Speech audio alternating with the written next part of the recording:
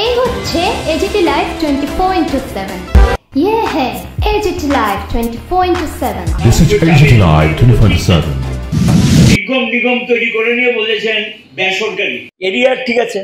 এখন এরিয়ার বামফ্রন্টের সময় এরিয়ার এরকম আদায় করেছে, একসঙ্গে কোনোদিনই আমরা এরিয়ার পাস করি, ধীরে ধীরে। তখন এরিয়া মানে কি সামান্য টাকা, আর এখন এরিয়ার মানে বিশাল পরিমাণ টাকা। এক একটা বিল দেখলে মানুষ অনেকটা মানে কি ব্যাপার, আমার এত টাকা এরিয়ার কোত্থেকে আসছে, সানরি নাম দিয়ে এরিয়ারটা যেটা ঢুকিয়ে দিয়েছে। এবং এখানে এপ্রিল 1 তারিখ থেকে এটা তুমি ইনস্টলমেন্টে নাও, যদি এদের নিতে পাস অর্ডার দিয়ে থাকে 8-10টা ইনস্টলমেন্টে নাও, তাহলে তো মানুষ এটা লাগবে না। এবং সেখানে গিয়ে দেখা যায় সানরি নাম দিয়ে এরিয়ার বিরাট অঙ্কের টাকা ঢুকিয়ে দিয়েছেন, বিশাল বিশাল বিল আসছে। এবং এখানে গিয়ে যেটা আমরা লক্ষ্য করলাম যে নিগম এখানে গিয়ে বলছে যে আমরা তো সরকার থেকে কোনো হস্তক্ষেপ করি না, কিছু করি না। কে বলেছে সরকারের অনুমোদন ছাড়া দাম বাড়ায়? এগুলো একটা তো নিগমের ব্যাপার। তো নিগমের ব্যাপার হলে তাহলে নিগমটা কার? 100% শেয়ার তো সরকারের, তো সরকারই তো লোক। এবং নিগমের board of directors K? Board of directors হলো ফাইন্যান্স সেক্রেটারি। আমি জানি না তারা পরিবর্তন করেছে কিনা। ফাইন্যান্স সেক্রেটারি, পাওয়ার সেক্রেটারি, এটার মধ্যে কোনো অন্য লোক কিন্তু নেই। তারাই হলো, এবং যিনি এমডি বা সিএমডি থাকে তিনি, এই হলো বোর্ড অফ ডাইরেক্টরস। তো এখানে গিয়ে এটা সরকারের কোনো হস্তক্ষেপ নেই। কে বলছে সরকারে কোনটা বাড়াবে কোনটা কমাবে এটা সরকার সাধারণত জানা, নিগমই করে, কিন্তু সরকারকে জানায়। কারণ যেহেতু 100% শেয়ার সরকারের, এখন এটা বেসরকারি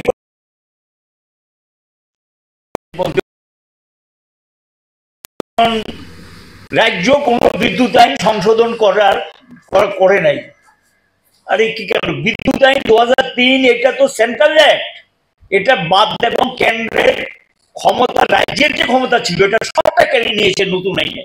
তিনি একটা বলবেন না, কেন্দ্রের বললে অসুবিধা নেবেন, এটা সেন্ট্রাল অ্যাক্ট। এবং সেখানে কি 2003 বিদ্যুৎ বিলটা যে সরকার এখানে রিবেটের কথা বললেন, রিবেট আগেও ছিল, রিবেট এটা সিস্টেম। এবং রিবেট শুধু এই ক্ষেত্রে আপনাদের জানার জন্য বলছি, এগুলো ওরা বলা উচিত ছিল।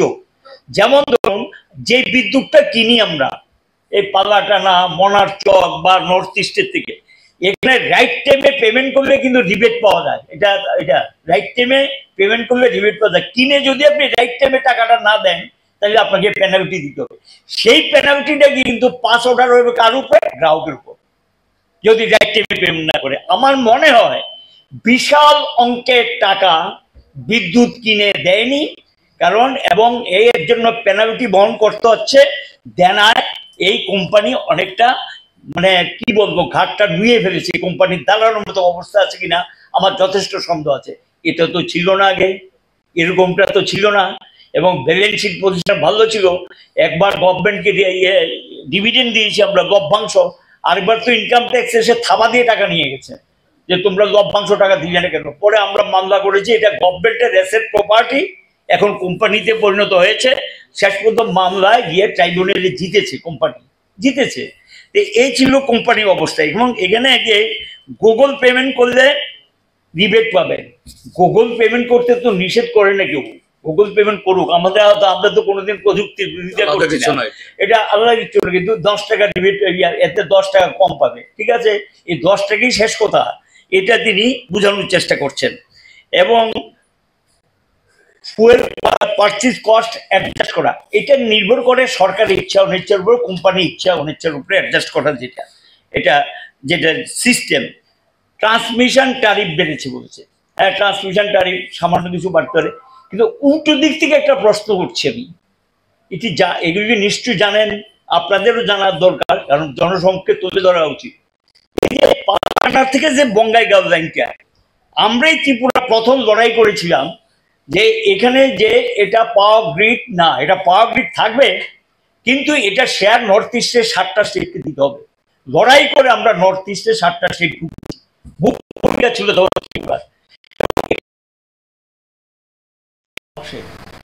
আমার যা মনে পড়ে, কথা তো সব মনে নেই, এবং বৎসরে 2.5 কোটি 3 কোটি টাকার মতো অনেকটা বিনা পুঁজিতে ব্যবসা পদ্ধতিটা, এই শেয়ারটা নেওয়াতে এই প্রফিটটা আসে, এটা কিন্তু ব্যালেন্স শিটে ঢুকে নিগমে, এতে এই সাবসিডিতে কিন্তু গ্রাহক পায়, এই লভ্যাংশটা যখন ঢুকে গ্রাহক পায়, বিদ্যুতের দামটা কমে, এবং এই ব্যবস্থাপনা ছিল। কাজে এখন ট্রান্সমিশন ট্যারিফ যেটা বেড়েছে, সঙ্গে তো ট্রান্সমিশন ট্যারিফ আবার কিছু আদায়ও হয়, এবং ট্রান্সমিশন ট্যারিফ ধরেই কিন্তু এই যে বিদ্যুতের দামটা নির্ধারণ হয়েছে, গ্রাহক যেটা দিচ্ছে এটা কিন্তু ইনক্লুডিং ট্রান্সমিশন ট্যারিফ, গ্রাহক যে টাকাটা দিচ্ছে এটা যুক্ত করে কিন্তু ট্যারিফটা দিচ্ছে।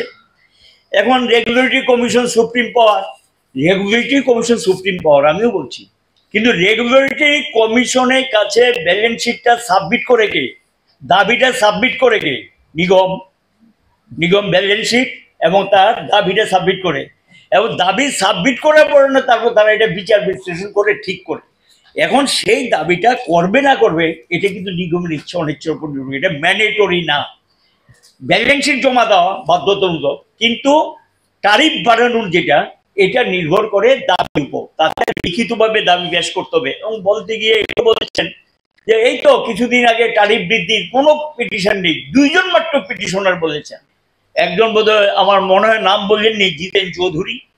তিনি জিতেন চৌধুরী আইডেন্টিটি কি, তিনি একজন মানে কি এই রাজ্যের একজন বিরোধী দলের নেতা, এ রাজ্যের একটা পার্টির সেক্রেটারি, এবং রাজ্যের মধ্যে একটা অন্যতম বৃহত্তম দল তো বলা যায়, বৃহত্তম মানে এখন গভর্নমেন্ট বাদ দিলে সেকেন্ড লার্জেস্ট পার্টি আমি যদি বলি, লেজিসলেচারের কোশ্চেনে বলছেন, সেখানে দাঁড়িয়ে অন বিহাফ অফ পাবলিক উনি কিন্তু পিটিশনটা দাখিল করেছে, এবং বলে মাত্র 2 জন।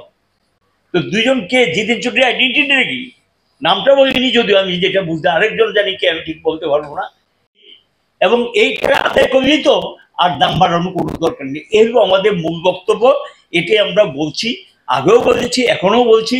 যাতে এটা নিয়ে স্মার্ট মিটার নিয়ে মানুষের মধ্যে যে ক্ষোভ তৈরি হয়েছে, এবং ক্ষোভ তৈরি হওয়ার কারণ কি, পত্র পত্রিকা যা দেখছি, কারো 82,000 টাকা তো কোনোদিন সম্ভব না, কি করে হয় এগুলো, কারো এটা কি করে হচ্ছে এটা আমরাও বুঝতে পারছি না।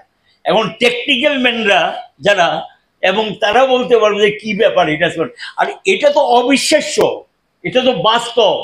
গ্রাহকরা বামফ্রন্ট সরকারের সময় তিনি 116% দাম বেড়েছে বলছে, দামই ছিল না, দামটা সৃষ্টি হয়েছে। আগে তো সরকার টাকা দামই দিত না, তারপর সৃষ্টি হয়েছে। এটা 116% বারবার এক কথা বলছেন। আরে এটা তো, এটা করে তখন কি গ্রাহকের মধ্যে কোনো বিক্ষোভ ছিল, গ্রাহক কোনো রাগ ছিল? লোডশেডিং মুক্ত ত্রিপুরা করা হয়েছে, এটা কোনো ক্ষোভ মানুষের ছিল না। কিন্তু একই কথা তো বারবার করা। ওরা 2014 পর, আমার যা মনে পড়ছে, নভেম্বর 2014 লাস্ট, মানে আমরা ওই এর থেকে রেগুলেটরি কমিশন থেকে অর্ডার বের করেছিলাম, 16তে না, 15তে না, এবং 17তে না, 18 মার্চ পর্যন্ত আমরা বাড়াইনি। কেন বাড়াইনি? অর্গানাইজেশন খুব ভালো জায়গায় ছিল। তাহলে এখন কি কারণ ঘটলো আজকে এই জায়গা থেকে দাঁড়িয়েছে বিষয়টা, এই বিষয়গুলো স্পষ্টীকরণ দেওয়া উচিত। টোটাল ব্যাপারটা হলো কেন্দ্রীয় সরকার সিদ্ধান্ত নিয়েছে, যেটা আমাদের সেক্রেটারি বলেছে, বেসরকারিকরণ করে দেয়, এগুলো রাখবে না। কারণ ডিস্ট্রিবিউশন সেক্টরটার উপরে হাত পড়ে গেছে টাটার এবং আদানিদের, আম্বানিদের। তারা আগে শেষ করে দিয়েছে, আপনারা জানেন কিনা, এনটিপিসি এটাকে প্রায় শেয়ার কিনে টিনে ছাড়খাড় করে দিচ্ছে। এটা ভারতের 3 নাম্বার প্রফিটেবল অর্গানাইজেশন, শেষ। তারপর hydro power 4th organisation profitable, এটাকেও 12টা বাজিয়েছে। আর আরেকটা ছিল ওএনজিসির পর ভারতের সেকেন্ড লার্জেস্ট ছিল, যেটা প্রফিটেবল অর্গানাইজেশন, 1 লক্ষ কোটি টাকা পর্যন্ত প্রফিট করেছে বছরে। এটা হলো power grid corporation of India limited. এর শেয়ারও বিক্রি করে দিচ্ছে, রাখবে না তো কিচ্ছু। কে নিচ্ছে? আদানি আম্বানিরা নিচ্ছে। এখন এটা কমপ্লিট করে জেনারেশনটাকে হাত করে নিয়েছে। ইভেন বাংলাদেশের মতো জায়গাতে যেটা প্রফিট, ওয়েস্ট বেঙ্গল গভর্নমেন্ট চেয়েছিল আমি বিক্রি করবো এখান থেকে প্রফিট নেওয়ার জন্য, এখানে আদানি ঝাড়খণ্ডে একটা ইয়ে করে আদানিকে চান্স দিয়ে দিয়েছে। এটা আমরা তো লড়াই করে ঢুকেছি এখানে, 160 মেগাওয়াট যেটা আমরা লড়াই করে ঢুকেছি। এবং এই জায়গাগুলিতে গিয়ে তারা প্রাইভেটাইজের দিকে ধীরে ধীরে পদক্ষেপ নেওয়ার জন্যই স্মার্ট মিটারিং, টিটারিং এই সমস্ত এগুলোর দিকে যাচ্ছে। আমাদের আশঙ্কাটা ওই জায়গায়, মূল আশঙ্কাটা ওই জায়গায়। বিদ্যুতের মাত্র ক্ষেত্র যদি স্মার্ট এটা হয়, কারণ আপনারা জানেন কিনা, সেন্ট্রাল রেগুলেটরি কমিশন অলরেডি যে কোনো সময় এখন তো ডে টাইম চালু হচ্ছে, এটা জানেন কিনা? এটা কিন্তু চালু হয়ে গেছে অলরেডি, 1 এপ্রিল থেকে নোটিফিকেশন হয়ে গেছে। ডেটে কি আগে দামটা যেটা নির্ধারিত এটাকে দাঁড়িয়ে থাকবে না, কিন্তু এখন দাম প্রতিদিন ঠিক হবে এক্সচেঞ্জের মাধ্যমে। এটা ঠিক হবে কিভাবে? ধরুন 8 আওয়ার, বিকেল 4টে থেকে রাত্র 10টা করবে পিক আওয়ার। পিক আওয়ারের রেট ধরেন একটা হবে, আবার গভীর রাতের রেট একটা, দিনের বেলা রেট একটা। এই সিস্টেমে যাচ্ছে কিন্তু ঢুকে ফাইনাল হয়ে গেছে, এটা এই সিস্টেমে ঢুকছে। এবং এটাতে ঢুকলে গ্রাহকের উপর, কারণ সাধারণ মানুষ সাধারণত বিদ্যুৎ ব্যবহার করে কখন? পিক আওয়ারে, অফ পিক আওয়ারের দরকার নেই। তো এটা গিয়ে কার উপর পড়বে? আমজনতার উপরে। এবং এই সিস্টেমে যাওয়ার জন্যই পদক্ষেপ হিসাবে এই স্মার্ট মিটারিং নিতে যাচ্ছে। কারণ এটা স্মার্ট মিটারিং এর মাধ্যমে, ওই যে স্মার্ট মিটার, এই স্মার্ট মিটারের মাধ্যমে এটাকে কন্ট্রোল করবে। Day time, off peak hour, peak hour এবং তার রেট, এটা কন্ট্রোল হবে স্মার্ট মিটারিং। এই আশঙ্কাটা ওই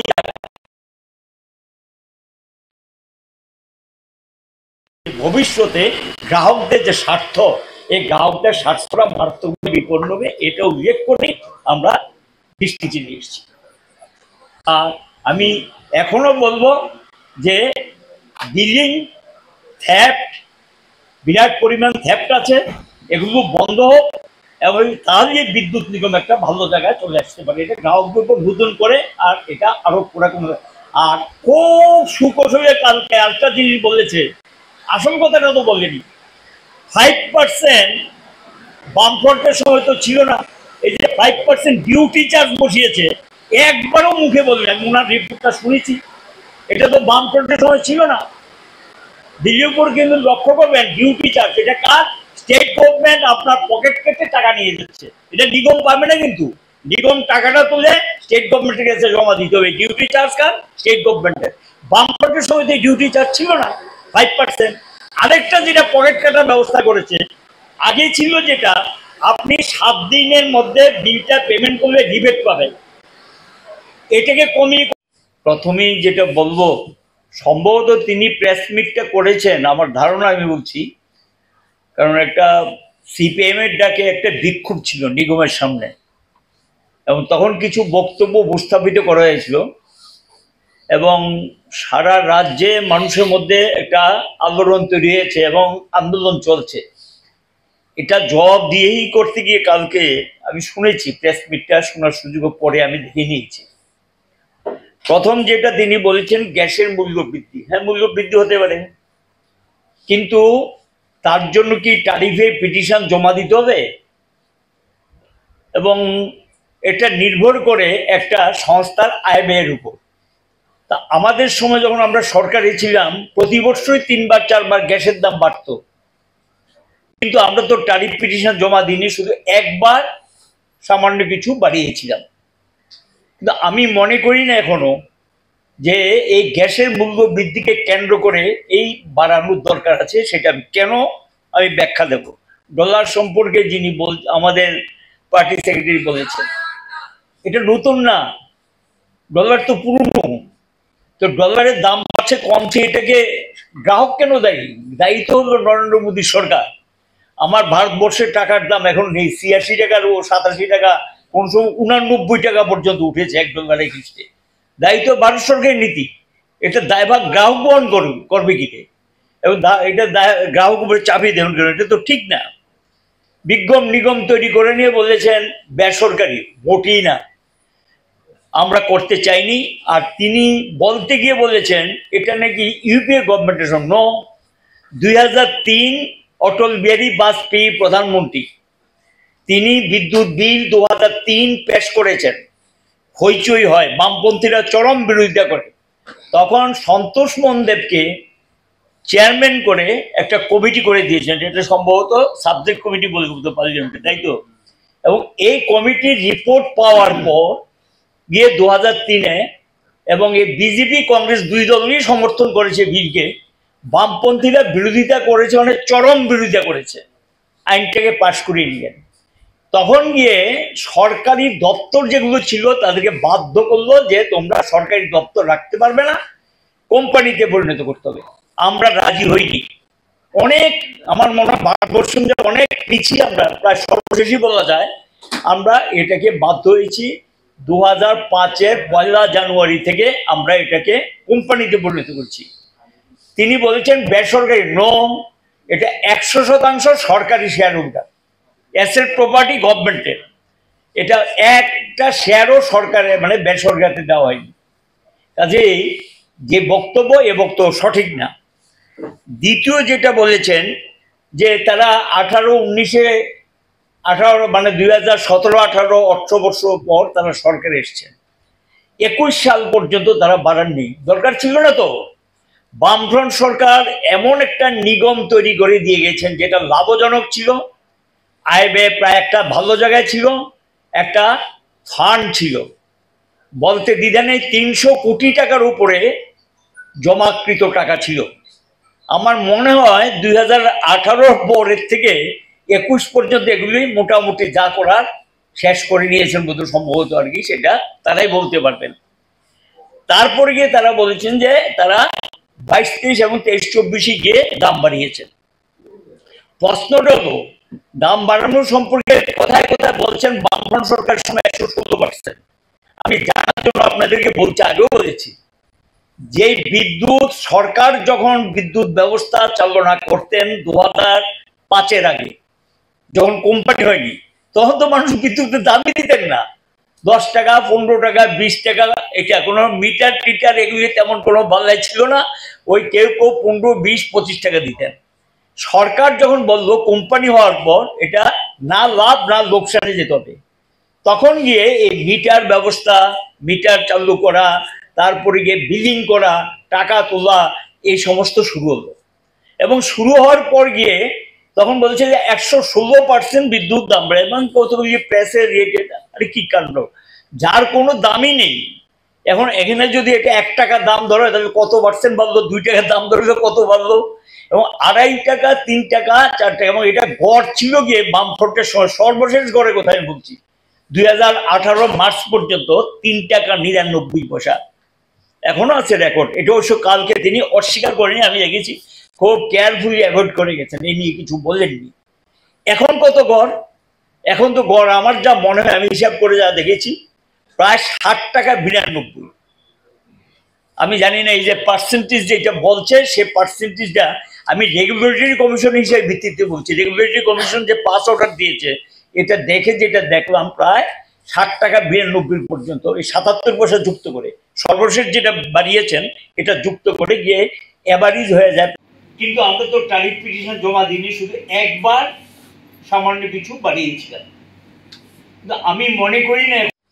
এবং এখানে গিয়ে যেটা রিভাম্প ডিস্ট্রিবিউশন সেক্টর স্কিম, যেটা চলছে পুনর্গঠিত বিতরণ ক্ষেত্র, এখানে গিয়ে যে লাভজনক এলাকাগুলো বেছে নেবে। এটা কিন্তু সবচেয়ে কি হবে জানেন, এই যে টোটাল ইন্ডিয়ার সমস্ত স্মার্ট মিটারের যে ডেটাটা, এটা সেন্ট্রালি গিয়ে একটা বেসরকারি সংস্থার হাতে যাবে। সেই বেসরকারি সংস্থা যখন কন্ট্রোল করবে, সে দিল্লিতে বসে দেখবে কোন জায়গাটা লাভজনক। ধরুন আগরতলা শহরটা লাভজনক, এখানে ঘনবসতি এবং কমার্শিয়াল বেশি, সে এখানে এসে বলবে আমি এই জায়গার সাপ্লাইটা নিয়ে নিলাম। কিন্তু সে গন্ডা ছড়া যাবে না। সে যাবে কি করব, সাবরুম, লংটাই ভ্যালি যাবে, যাবে না। হয়তো ধর্মনগরটা রাজি হতে পারে, মেইন সিটিটা, আর নট রুরাল এরিয়া।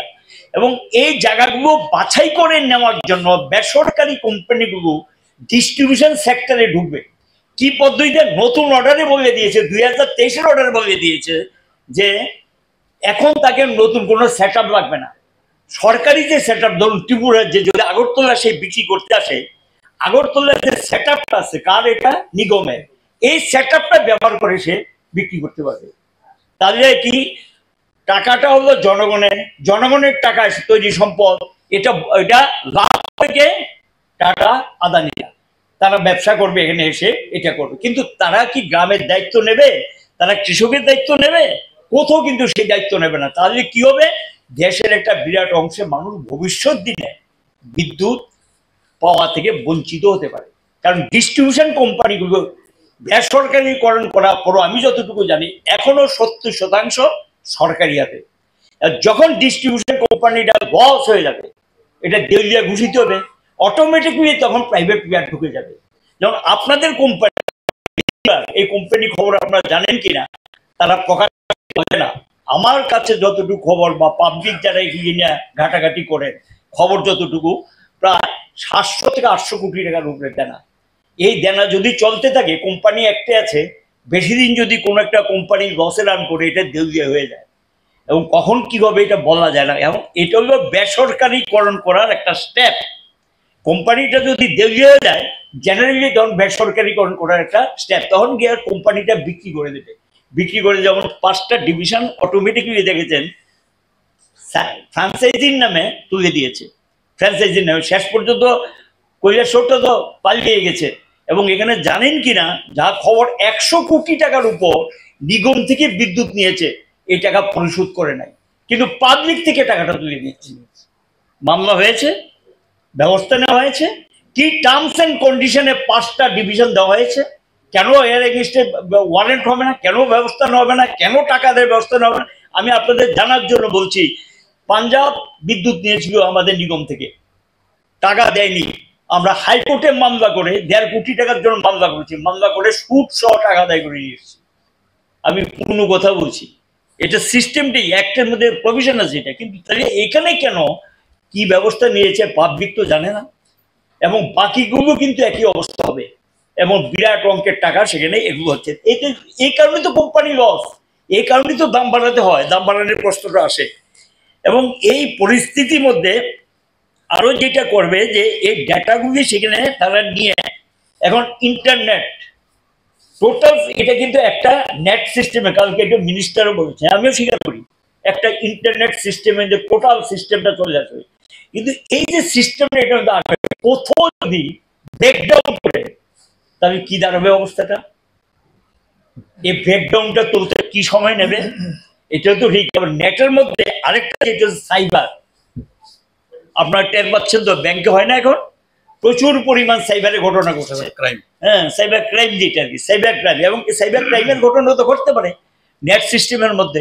এই বিষয়গুলি আরেকটু মানুষকে পরিষ্কার হওয়া উচিত, আরেকটু জানা উচিত। আমরা এই বিষয়গুলি বলে কি আমরা কি মানে প্রযুক্তির বিরোধিতা করছি? মোটেই না। এবং এই কারণে আমরা এখানে সন্দেহ প্রকাশ করছি। এবং এখানে গিয়ে এই যেটা আপনার এই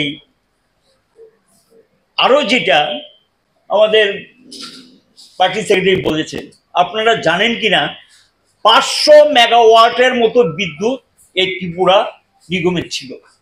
এটা নর্থ ইস্টের সমস্ত বিদ্যুৎ কেন্দ্রের শেয়ার আমরা পাই। আমরা লড়াই করে করে করে করে আদায় করে নিয়েছি। কেন? আমি যদি এখান থেকে কম দামে এনে বিক্রি করতে পারি, অ্যাক্সেসটা ত্রিপুরার যে মানুষকে দিয়ে যে অ্যাক্সেস, এটা তো ফ্রিজ আপ করা যায় না, বিদ্যুৎ কি ফ্রিজ আপ করা যায়? অ্যাক্সেসটা বিক্রি করতে হবে। এখান থেকে যে প্রফিটটা আসবে, এই যে নিগমটা লাভে করেছে, এটা কিন্তু মূলত অ্যাক্সেস পাওয়ার বিক্রি করে ক্রস সাবসিডি হয়েছে। এবং সেখানে গিয়ে এই যে 500 মেগাওয়াটটা ছিল, এখন কত মেগাওয়াটে দাঁড়িয়েছে এটা বলবো। দ্বিতীয়, তিনি গ্যাসের কথা যেটা বলছেন, গ্যাসের প্রবলেম যদি বরমুড়া বন্ধ মুক্ত হয়ে পড়েছে, আমি যতটুকু জানি এটা গ্যাস দিয়ে হতো, নিজস্ব বিদ্যুৎ কেন্দ্র। কিন্তু রুখিয়া 60 মেগাওয়াট আসতো আমাদের নিজস্ব বিদ্যুৎ কেন্দ্র, মাত্র 20 আসছে। তো গ্যাস কোথায়? আর মাত্র অনলি রুখিয়াতে 20 মেগাওয়াট, আর ওটা তো ডুম্বুর তো জল। পালাটানো তো এটা সেন্ট্রাল প্রজেক্ট, এখান থেকে তো প্রফিট আসে। আরেকটু জানার জন্য বলছি, অনেক লড়াই করে দেয় না শেয়ার। আমরা বলেছিলাম যে আমাদেরকে 10% শেয়ার দাও পালাটানা। এই 10% শেয়ার যদি আমরা পেতাম, তাহলে এগিয়ে গ্রাহককে ফ্রি বিদ্যুৎ দেওয়া সম্ভব হতো। এটা প্রফিটেবল অর্গানাইজেশন। এখান থেকে 0.5 একটা শেয়ার আছে আমাদের, 0.5 লড়াই করে ঢুকেছিলাম আমরা, যাতে বোর্ড অফ ডাইরেক্টরসে ঢুকা যায়। এবং এই যে পাল্লাটানা, এই 0.5 শেয়ারের বিনিময়ে কিন্তু টাকা আসতো, প্রফিটের টাকা আসতো প্রত্যেক বছর। প্রফিটে এখনো পায়, নিগম পায়, কিন্তু প্রফিটের টাকা আমি জানি না, এখন তো এগুলো প্রকাশ্যে বলবেন। আমরা তখন কিন্তু বলেছি যেখান থেকে আমরা পাই, এগুলো তো আসছে বাংলাদেশের থেকে বিক্রি করে প্রতি মাসে 8 থেকে 10 কোটি টাকা নেট প্রফিট আসতো।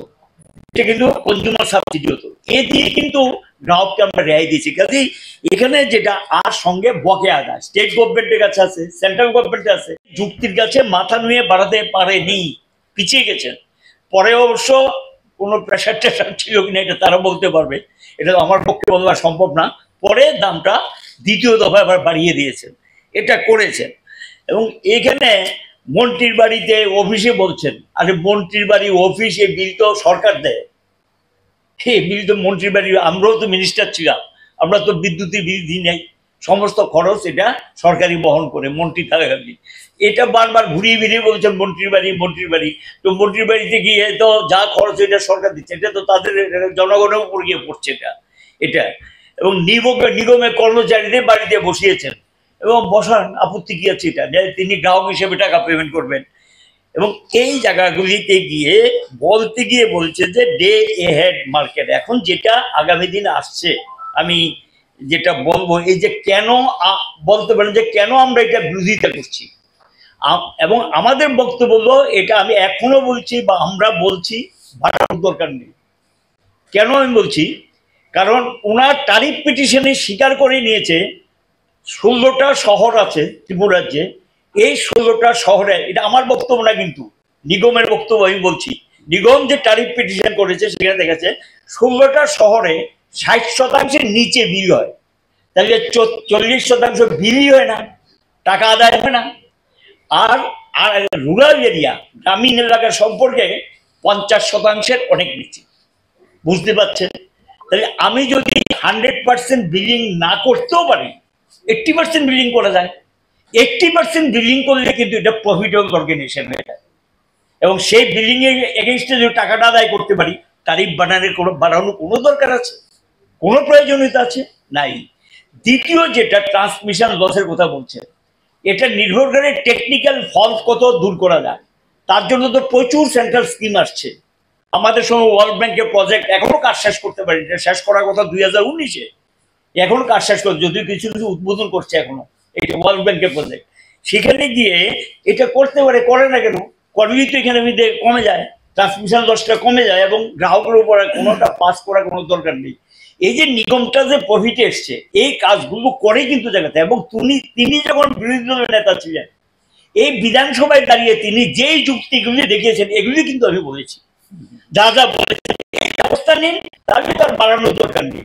তিনি প্রতিটা, ওনার বক্তব্য কিন্তু একটাও আমার বক্তব্য না। এবং আমি সেই দিন যেগুলো বলেছি, উনি বিরোধী দলের নেতার সময় কিন্তু থাকার সময় এই প্রশ্নগুলো তুলেছে। আমরা কিন্তু যুক্তি দিয়ে শুনেছি, অফিসারদের ডেকেছি, কিছু করণীয় থাকলে করো, ইমপ্রুভ করেছে। এবং এখানে ইঞ্জিনিয়াররাই তো এটাকে একটা ভালো জায়গাতে নিয়ে গেছে। কাজেই এই যে দাম বাড়ানোর যৌক্তিকতা নেই বলে এই কারণে আমরা মনে করি, এবং এটা প্রত্যাহার করা উচিত বলে মনে করি। এখন আমি যেটা বলবো, যে মূল বিষয় যেটা, যে কেন এই যে মিটার, স্মার্ট মিটার সম্পর্কে আমাদের বক্তব্যটা পরিষ্কার। মিটার থাকতে হবে, মিটারের বিরুদ্ধে আমরা না। প্রযুক্তি উন্নত হোক, এটার বিরুদ্ধে না, উন্নত প্রযুক্তি আমরা চাই। কিন্তু উন্নত প্রযুক্তি যদি কমার্শিয়াল আউটলুকে হয়, বাণিজ্যিক দৃষ্টিভঙ্গিতে জনগণের স্বার্থকে বিসর্জন দিয়ে, এই জায়গাটা আমাদের কিন্তু আপত্তি আছে। তাহলে কি হবে? পকেট কাটা হবে, মানুষের সর্বনাশ হবে। এবং এই প্রযুক্তি কাজে লাগে। এবং স্মার্ট মিটার সম্পর্কে বক্তব্য যে বিষয়গুলি এসছে, এবং আমরা যখন সরকারে ছিলাম, স্মার্ট মিটারের প্রস্তাব যখন ওয়ার্ল্ড ব্যাংকের থেকে আসে, ওয়ার্ল্ড ব্যাংকের তাদের সঙ্গে আবার সরাসরি কথা হয়েছিল, এবং ওয়ার্ল্ড ব্যাংকের অফিসারের প্রশ্ন করা হয়েছিল যে ওয়ার্ল্ডের তো অনেক জায়গায় স্মার্ট মিটার ইউজ করেছে, আপনাদের এক্সপিরিয়েন্স। একজন অফিসার বলেছিল কিছু অবজেকশন আছে, কিছু কিছু বিষয় সম্পর্কে প্রশ্ন উঠছে, এইটুকু বলেছিল। আজকের কথা নয়, এটা 2016 সালের কথা বলছি, প্রথম যখন ওয়ার্ল্ড ব্যাংক আমাদেরকে প্রজেক্টটা দেওয়ার জন্য আসে।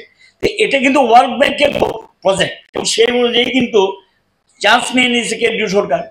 এখন এই যে ওয়ার্ল্ড ব্যাংকের স্মার্ট মিটারগুলো তৈরি হচ্ছে, এটা বড় একটা কাজ। এবং এটা কে দেখছে? ব্যাকগ্রাউন্ডে প্লেয়ার হলো টাটা এবং আদানি। টোটাল মিটারের সংখ্যা কত? তখন ছিল 26 কোটি, এখন এটা তারাই বলছে গ্রাহক বেড়েছে, স্বাভাবিক এটা 27 কোটির উপর হবে। এটা থ্রুআউট দি কান্ট্রি, আমি না কমিয়ে বলছি, সংখ্যা অনেক বেশি হবে। আমি গভর্নমেন্ট রিপোর্টটা বলছি, আমার রিপোর্ট না, কিন্তু সরকারি রিপোর্টের ভিত্তিতে আমি বলছি। এখন এটা 27 কোটির উপর হবে, তাহলে এই মিটারগুলোর দাম কত হবে? প্রায় 2.5 লক্ষ কোটি টাকার কাছে হবে। এবং এই দাম নিয়েও বিতর্ক আছে। অ্যাকচুয়ালি দামটা 7 থেকে 8,000। ভবিষ্যৎ দিন এটা কোথায় গিয়ে দাঁড়াবে কেউ বলতে পারবে না। কিন্তু এই স্মার্ট মিটার সম্পর্কে ফার্স্ট কোশ্চেন হলো, যদি এটার কোনো টেকনিক্যাল ফল্ট ধরা পড়ে বা খারাপ হয়, কে রিপ্লেস করবে? আগে তো যেটা রিপ্লেস করতো নিগম, কিন্তু এখন নতুন অর্ডারে কে রিপ্লেস করবে? নাই, কিচ্ছু নাই। তাহলে এটা গ্রাহককে বহন করতে হবে। গ্রাহকের পক্ষে, একটা গরিব গ্রাহক এট এ টাইম যদি মিটারটা খারাপ হয়, একটা মিটার কিনতে পারবে 7 থেকে 8,000 টাকা দিয়ে? সেই মিটারটা কিনতে পারবে? গ্রাহকের, গরিব গ্রাহকের সম্ভব? এটা পরিষ্কার হওয়া উচিত স্মার্ট মিটার লাগানো হবে।